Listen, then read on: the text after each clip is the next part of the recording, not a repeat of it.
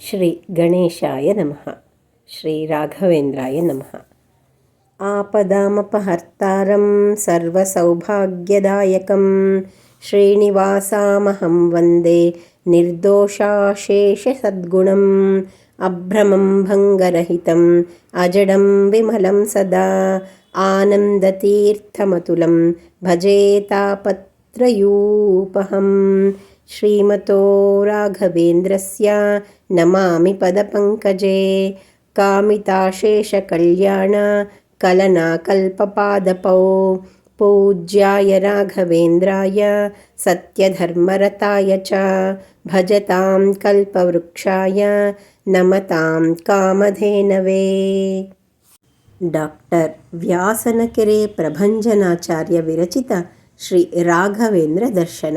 ಇದರಲ್ಲಿ ಶ್ರೀ ರಾಘವೇಂದ್ರ ಸ್ವಾಮಿಗಳ ಜೀವನ ಹಾಗೂ ಸಾಧನೆಗಳ ಒಂದು ನೋಟನ್ನು ನಾನು ಓದ್ತೇನೆ. ಇವತ್ತಿನ ಶ್ರೀ ಗುರು ರಾಘವೇಂದ್ರ ದರ್ಶನದಿಂದ ಸನ್ಯಾಸವೋ ಸಂಸಾರವೋ ಬಗ್ಗೆ ತಿಳಿದುಕೊಳ್ಳೋಣ. ಗುರುಗಳ ಮನೋಗತವನ್ನು ಅರ್ಥ ಮಾಡಿಕೊಂಡ ವೆಂಕಟನಾಥರಿಗೆ ಒಂದು ಕ್ಷಣ ದಿಗ್ಭ್ರಾಂತಿಯಾಯಿತು. ನಾನೆಲ್ಲಿ, ಸನ್ಯಾಸವೆಲ್ಲಿ, ವೇದ ವಿದ್ಯಾ ಸಾಮ್ರಾಜ್ಯವೆಲ್ಲಿ, ಭಾರ ಹೊತ್ತು ಸಾಗರ ಈಜುವ ಇಂತಹ ಯತ್ನವನ್ನು ಯಾವ ವಿವೇಕಿಯೂ ಮಾಡಲಾರ. ಅವರಿಗೆ ಗೊತ್ತಿತ್ತು, ಸನ್ಯಾಸವೆಂದರೆ ಕಾವಿ ತೊಡುವುದಲ್ಲ, ಕಾಮ ಬಿಡುವುದು. ಪೀಠಾಧಿಪತ್ಯವೆಂದರೆ ಭೋಗ ವಿಲಾಸವಲ್ಲ, ಶಾಸ್ತ್ರ ವಿನೋದ. ಮಠಾಧೀಶ್ವರ ಕೆಲಸ ಬರೀ ಪೂಜೆ ಮಾಡುವುದಲ್ಲ, ಯೋಗ್ಯರಿಂದ ಪೂಜೆ ಮಾಡಿಸುವುದೂ ಸಹ. ಸನ್ಯಾಸದಿಂದ ಹೊಣೆ ಹೆಚ್ಚುವುದೇ ಹೊರತು ತಪ್ಪುವುದಿಲ್ಲ. ಆದ್ದರಿಂದ ಇದರ ನಿರ್ವಹಣೆ ಭಾರ ಹೊತ್ತು ಸಮುದ್ರವನ್ನು ದಾಟುವ ಹುಚ್ಚು ಪ್ರಯತ್ನವೇ ಸರಿ. ಮನಸ್ಸಿನಲ್ಲಿ ತೋಚಿದ್ದನ್ನು ಬಾಯಲ್ಲಿ ನುಡಿದೂ ಬಿಟ್ಟರು. ಶ್ರೀ ಸುಧೀಂದ್ರರು ತಮ್ಮ ಮಾತನ್ನು ಮುಂದುವರಿಸಿದರು. ನಾವೇ ಇದ್ದಲ್ಲಿ ಭಾರದ ಪ್ರಶ್ನೆ ಉದ್ಭವಿಸದು. ನಿಮ್ಮಲ್ಲೀಗ ಒಂದಲ್ಲ ಅನೇಕ ನಾವೆಗಳುಂಟು. ಭಗವನ್ನಿಷ್ಠೆ, ಸಂಯಮ, ವಿವೇಕ ಮತ್ತು ಔದಾರ್ಯ ಎಂಬ ನಿಮ್ಮಲ್ಲಿನ ಪ್ರತಿಯೊಂದು ಗುಣವೂ ಒಂದೊಂದು ನಾವೆಯೇ ಆಗಿದೆ.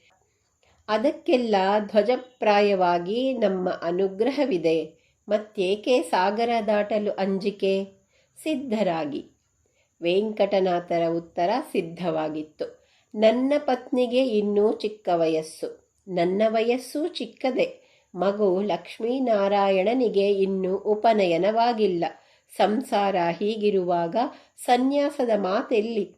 ಇನ್ನೂ ಒತ್ತಾಯಿಸುವುದಾದಲ್ಲಿ ಶ್ರೀಗಳು ಮಠ ಬಿಟ್ಟು ತೆರಳಲು ಅಪ್ಪಣೆ ಕೊಟ್ಟಂತೆಯೇ ಸರಿ. ಮೇಲ್ನೋಟಕ್ಕೆ ವೆಂಕಟ ಭಟ್ಟರ ಮಾತುಗಳಲ್ಲಿ ಸಂಸಾರದ ಮೋಹ ಕಂಡರೂ ಅದರ ಹಿಂದೆ ಇದ್ದ ಕರ್ತವ್ಯ ಪ್ರಜ್ಞೆ, ಸಾತ್ವಿಕ ಭಯಗಳನ್ನು ಶ್ರೀ ಸುಧೀಂದ್ರ ತೀರ್ಥರು ಗುರುತಿಸಿದರು. ವೆಂಕಟನಾಥರಿಗೆ ಅವರು ಪುನಃ ಹೇಳಿದರು, ಪೀಠಕ್ಕೆ ಆಸೆ ಪಟ್ಟು ಸನ್ಯಾಸ ಬಯಸುವ ಜನರೇ ಹಿಂಡೇ ಇದೆ. ಆದರೆ ನಮಗೆ ಗೊತ್ತು, ಅವರಿಗೆ ಪೀಠದ ಮೇಲೆ ಗೌರವವಿಲ್ಲ. ಆಸೆ ಇದೆ. ನಿಮಗೆ ಆಸೆ ಇಲ್ಲ, ಆದರೆ ತುಂಬು ಗೌರವವಿದೆ. ಪೀಠಕ್ಕೆ ಸೇವೆ ಸಲ್ಲುವುದು ದುರಾಸೆಯಿದ್ದವರಿಂದಲ್ಲ, ಗೌರವವಿದ್ದವರಿಂದ ಮಾತ್ರ. ನೀವು ತಿಳಿದಿರಬಹುದು, ಆಧ್ಯಾತ್ಮಿಕ ಸಾಧನೆಯನ್ನು ಸನ್ಯಾಸಿಯಾಗದೆಯೂ ಮಾಡಬಹುದಲ್ಲ ಎಂದು. ಅದು ನಿಜ. ನೀವೇನೋ ಸನ್ಯಾಸಿಯಾಗದೆಯೂ ಸಾಧನೆ ಮಾಡಿಕೊಳ್ಳಬಲ್ಲಿರಿ. ಆದರೆ ನಿಮ್ಮಂತಹ ಮಾರ್ಗದರ್ಶಕ ಗುರುಗಳು ದೊರೆಯದಿದ್ದಲ್ಲಿ ಸಮಾಜವು ಸಾಧನೆಯಿಂದ ವಂಚಿತವಾಗುತ್ತದೆ ಎಂಬುದನ್ನು ಮಾತ್ರ ನಾವು ಖಚಿತವಾಗಿ ಹೇಳಬಲ್ಲೆವು. ಅವರ ಮಾತು ಮುಂದುವರಿಯಿತು. ನೀವು ತಿಳಿದವರು, ನಿಮಗೆ ಹೆಚ್ಚು ಹೇಳಬೇಕಿಲ್ಲ.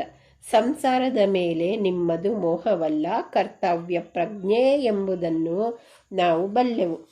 ಜಗತ್ತನ್ನು ಉಳಿಸುವ ಹಿರಿಯ ಕರ್ತವ್ಯ ಮುಂದೆ ಇರುವಾಗ ಮನೆಯ ಬಗ್ಗೆ ಮಾತ್ರ ವಿಚಾರ ಮಾಡುವ ಸಾಮಾನ್ಯರ ರೀತಿ ನಿಮ್ಮದಾಗಬಾರದು.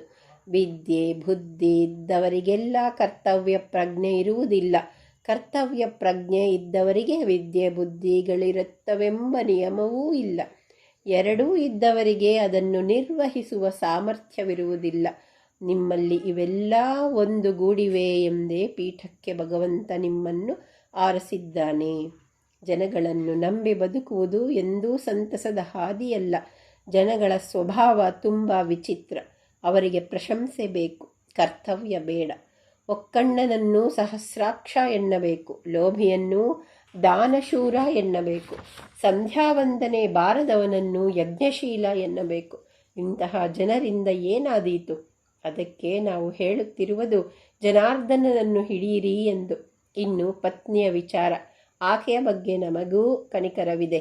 ಲೋಕವನ್ನೇ ಬೆಳಗುವ ಪತಿ ತನ್ನ ಮನೆಯಲ್ಲೇ ಉಳಿಯುವುದನ್ನು ಆಕೆಯೂ ಮೆಚ್ಚಲಾರಳು ಎಂಬ ವಿಶ್ವಾಸ ನಮ್ಮದ್ದು.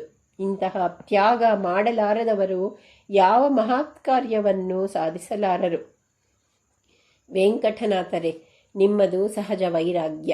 ಶಾಸ್ತ್ರ ವ್ಯಾಸಂಗದಿಂದ ಅದು ಪುಟಕ್ಕಿಟ್ಟ ಚಿನ್ನದಂತಾಗಿದೆ. ಉಳಿದದ್ದು ಮಗನ ಉಪನಯನ. ಮಠದಲ್ಲೇ ಅದಕ್ಕೆ ವ್ಯವಸ್ಥೆ ಮಾಡಿದರಾಯಿತು. ಒಟ್ಟಿನಲ್ಲಿ ನಾವೀಗ ಹೇಳುವುದು ಇಷ್ಟು. ನಿಮಗೆ ಪೀಠ ಬೇಡವಿರಬಹುದು, ಆದರೆ ಪೀಠಕ್ಕೆ ನೀವು ಬೇಕಾಗಿದೆ. ಗುರುಗಳ ಮಾತನ್ನು ಅಲ್ಲಗಳೆಯದಾಗದಿದ್ದರೂ ಅದನ್ನು ಪೂರ್ಣವಾಗಿ ಒಪ್ಪಿಕೊಳ್ಳುವ ಸಹ ವೆಂಕಟನಾಥರಿಗೆ ಆಗಲಿಲ್ಲ. ಆ ಚಿಂತೆಯಲ್ಲೇ ಮನೆಗೆ ತೆರಳಿದರು. ಸನ್ಯಾಸ ತೆಗೆದುಕೊಳ್ಳುವುದಕ್ಕೆ ಮುಖ್ಯ ಅರ್ಹತೆಯಾದ ವೈರಾಗ್ಯ ಅವರಿಗೆ ಹುಟ್ಟುಗುಣವಾಗಿ ಬಂದಿತ್ತು. ಆದರೆ ಈಗ ತೆಗೆದುಕೊಳ್ಳಬೇಕಾದದ್ದು ಬರೀ ಸನ್ಯಾಸವಲ್ಲ, ಪೀಠಾಧಿಪತ್ಯವನ್ನು. ಪೀಠಾಧಿಪತ್ಯವೆಂದರೆ ಆಧ್ಯಾತ್ಮಿಕ ಸಾಮ್ರಾಜ್ಯವೇ ಸರಿ. ಇಲ್ಲಿ ವೈಯಕ್ತಿಕ ಸಾಧನೆಯಷ್ಟೇ ಪ್ರಮುಖವಾದದ್ದು. ಲೋಕಶಿಕ್ಷಣ. ತಾವು ಕೂಡಬೇಕಾದ ಪೀಠ ಶ್ರೀ ವಿಬುಧೇಂದ್ರ ತೀರ್ಥರು, ಶ್ರೀ ವಿಜಯೇಂದ್ರ ತೀರ್ಥರು ಮೊದಲಾದಂತಹ ಅಪ್ರತಿಮ ವಿದ್ವಾಂಸರು, ಮಹಾ ತಪಸ್ವಿಗಳೂ ಆದ ಮಹನೀಯರು ಅಲಂಕರಿಸಿದ್ದ ಪೀಠ. ಮೂಲತಃ ಭಾವಿ ಬ್ರಹ್ಮರಾದ ಶ್ರೀಮದಾನಂದ ತೀರ್ಥರ ಒಂದು ಮಹಾಪೀಠ. ಈಗಿನ ಸುಧೀಂದ್ರರು ಸಹ ಸಂಸ್ಥಾನದ ಘನತೆ ಗೌರವಗಳಿಗೆ ಸ್ವಲ್ಪವೂ ಚ್ಯುತಿ ಬಾರದಂತೆ ಬಾಳಿದ ಮಹಾಚೇತನ. ಇಂತಹ ಪೀಠದಲ್ಲಿ ಕೂಡುವ ಅರ್ಹತೆ ತನಗಿದೆಯೇ? ಅವರ ಮನಸ್ಸನ್ನು ಹಗಲಿರಲು ಕಾಡತೊಡಗಿದ ಮಹತ್ವದ ಪ್ರಶ್ನೆ ಇದಾಯಿತು. ಅವರಿಗೆ ಗೊತ್ತಿತ್ತು, ಯಾವುದೇ ಸ್ಥಾನವನ್ನು ಅಲಂಕರಿಸಲು ಆಪೇಕ್ಷೆಯೊಂದೇ ಸಾಲದು, ಅದಕ್ಕೆ ತಕ್ಕ ಅರ್ಹತೆಯೂ ಇರಬೇಕು. ಪೀಠಾಧಿಪತ್ಯವೆಂದರೆ ಭೋಗವಿಲಾಸವೆಂದು ತಿಳಿದ ಜನಕ್ಕೆ ಇವೆಲ್ಲ ಎಂದೂ ಅರ್ಥವಾಗುವುದಿಲ್ಲ.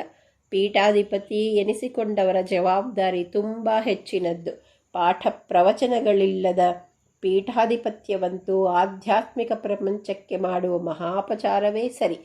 ವಾದಿಜಯ, ಶಿಷ್ಯ ಸಂಪತ್ತಿ, ತತ್ವಪ್ರಸಾರ ಮೊದಲಾದವುಗಳು ಮಠದಲ್ಲಿ ಸತತ ಸಾಗುತ್ತಿರಬೇಕು. ಇದನ್ನೆಲ್ಲ ಮಾಡುವ ಆತ್ಮವಿಶ್ವಾಸ ಅವರಿಗಿದ್ದರೂ ಅವೆಲ್ಲ ಅಂತಹ ಮಹಾಪೀಠವೊಂದು ನಿರೀಕ್ಷಿಸುವ ಮಟ್ಟದಲ್ಲಿ ತಮ್ಮಿಂದ ಆದೀತೆ ಎಂಬ ಆತಂಕ ಮಾತ್ರ ಅವರನ್ನು ನಿರಂತರವಾಗಿ ಕಾಡತೊಡಗಿತ್ತು. ಮಗನ ಉಪನಯನದ ಪ್ರಶ್ನೆ. ಗುರುಗಳು ಹೇಳುವಂತೆ ಅದು ಅಂತಹ ದೊಡ್ಡ ಸಮಸ್ಯೆ ಏನಲ್ಲ. ಮಠದಲ್ಲೇ ಉಪನಯನ, ಮಠದಲ್ಲೇ ಅಧ್ಯಯನ. ಮನೆಗಿಂತ ಮಠವೇ ಆಧ್ಯಾತ್ಮಿಕ ಸಂಸ್ಕಾರಕ್ಕೆ ಉಚಿತ. ಗುರುಗಳೇ ನಿಂತು ಮಾಡಿಸುವುದರಿಂದ ಯಾವ ವೈಭವಕ್ಕೂ ಕೊರತೆ ಇರುವುದಿಲ್ಲ.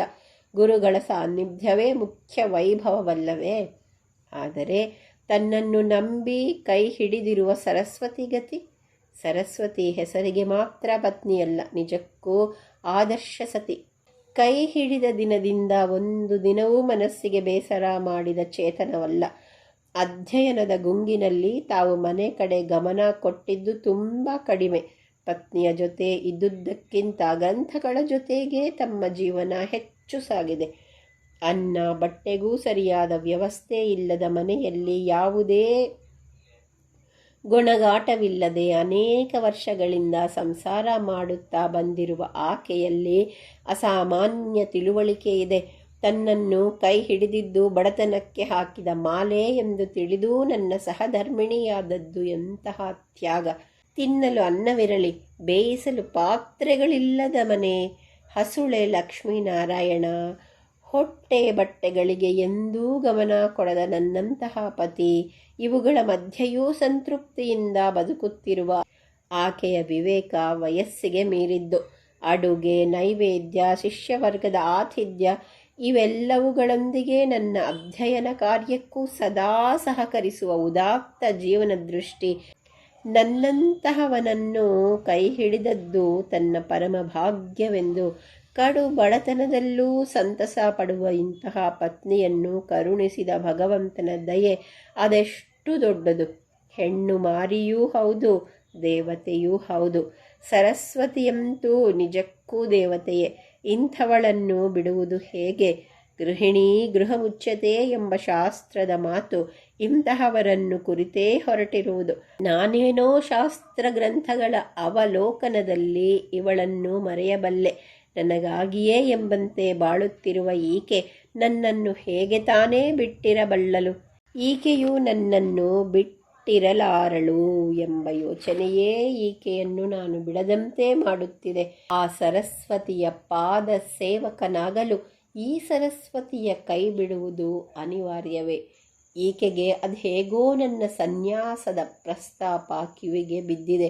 ಒಪ್ಪಲಾಗದ, ಬೇಡವೆನ್ನಲೂ ಆಗದ ಆಕೆಯ ಮಾನಸಿಕ ತೊಳಲಾಟ ಬಾಯಿ ಬಿಟ್ಟು ಹೇಳದಿದ್ದರೂ ಗಮನಿಸುವ ನನಗೆ ಅರ್ಥವಾಗುತ್ತಿದೆ. ನನ್ನ ಗುರುಗಳಿಗೆ ನನಗೆ ಸನ್ಯಾಸ ಕೊಡಲು ಹೇಳಿದ ಭಗವಂತನೇ ನನಗೆ ಈ ಸಮಸ್ಯೆಯನ್ನು ಗೆಲ್ಲುವ ದಾರಿಯನ್ನು ತೋರಬೇಕು. ಯೋಚನೆಯಲ್ಲಿ ರಾತ್ರಿ ಕಳೆಯುತ್ತಿತ್ತೇ ಹೊರತು ನಿದ್ರೆ ಬರುತ್ತಿರಲಿಲ್ಲ, ಚಿಂತೆ ಬಗೆಹರಿಯುತ್ತಿರಲಿಲ್ಲ. ಮುಂದಿನ ಭಾಗದಲ್ಲಿ ಶ್ರೀ ರಾಘವೇಂದ್ರ ದರ್ಶನದಿಂದ ವಿದ್ಯಾಲಕ್ಷ್ಮಿಯ ಸಾಕ್ಷಾತ್ಕಾರ ಬಗ್ಗೆ ತಿಳಿದುಕೊಳ್ಳೋಣ. ಓಂ ಶ್ರೀ ಮೂಲರಾಮಾರ್ಚಕ ಶ್ರೀ ರಾಘವೇಂದ್ರ ಯತೀಂದ್ರಾಯ ನಮಃ.